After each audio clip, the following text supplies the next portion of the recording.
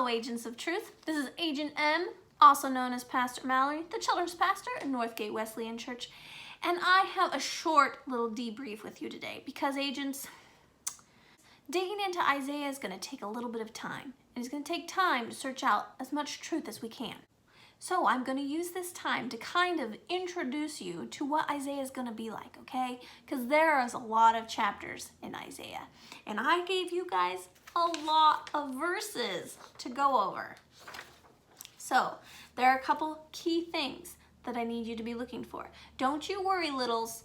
Don't you worry. I will have something for you when we get to Monday. But for right now, I need to set us on the right track, okay? When you go digging for the truth in the book of Isaiah, I need you to pay close attention because there's a lot of poetry and imagery of the coming Messiah. So I want you to make note of every time you read a passage and you see something that possibly could be talking about Jesus. Isaiah is a wonderful book that describes judgment and hope. Judgment and hope. There's consequences to the actions of the people, but God has a plan to restore and redeem them. And this is like, he's constantly telling them he's a prophet, he's one of the major prophets, and he has a lot to share about what's going to happen. And the people only need to listen, even though, as you know by now, they're going to fail a lot, and they do.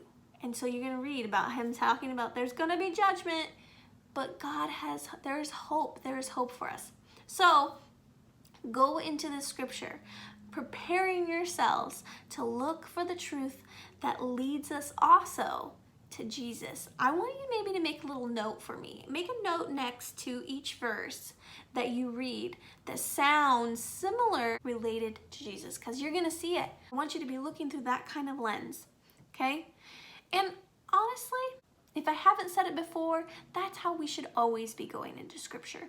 When we're reading through passages and verses, we should be seeing, hey, how does this connect us back to Jesus? How is this leading us to him? Because it says in the New Testament, it says all of scripture is leading to Jesus. So we should be looking with that lens whenever we go in. But this one has some specific statements that you're just going to recognize right away. So I want you to be looking out for that because it's going to be kind of cool. Another thing that I want you to look out for is what is the name that is given to this particular person that is coming up in the future, the person that God's going to send, who is going to rise up and bring a new heaven, a new earth, and going to bring everything to rights. Like, what is the name that is given to him in Isaiah? Because Isaiah gives him a specific title, and it's not Jesus.